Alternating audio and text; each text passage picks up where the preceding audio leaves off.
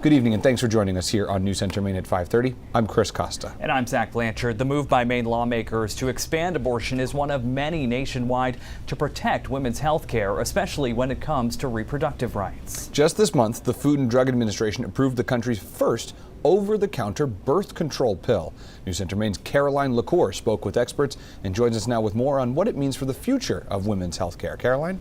Chris and Zach, good evening. Since its first approval in the 1960s, women here in Maine and across the country have been using hormonal birth control as a way to take control of their reproductive health. Now, healthcare providers here in Maine say the new over-the-counter option will further allow women in the state to continue to take hold of those decisions.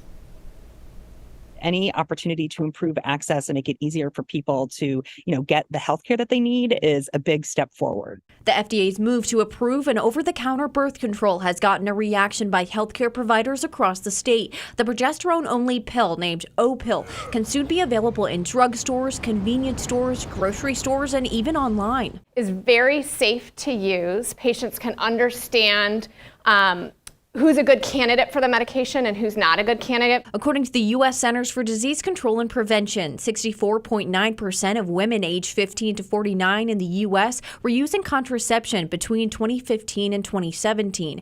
While many refill their birth control pill prescriptions at a yearly checkup, healthcare experts say access may be easier if patients find themselves in between financial or logistical barriers. 70% of women say that they want this as an option if they were given it. What we want are patients to be able to access what they need and have as few barriers as possible. In terms of expanding access, Maine has been ahead of the curve. A state law currently allows trained pharmacists to prescribe their customers certain birth control. Nicole Clegg at Planned Parenthood in Portland says they also see this decision as a step towards better health care in general. Because it's also important to remember that people take birth control pills for a whole variety of reasons in addition to avoiding pregnancy. Not everyone is a good candidate for the pill, such as women with a history of breast cancer or who use blood thinners. But both Erickson and Clegg hope to see additional forms of birth control in the grocery aisle in the future. Those methods are still widely available to women throughout the state of Maine and a really great reason to see your provider. According to the FDA, the timeline for O-Pill to hit shelves will be determined by the manufacturer. In the meantime, other forms of oral contraceptives will remain available with a prescription. Chris and Zach? Caroline LaCour, thanks so much.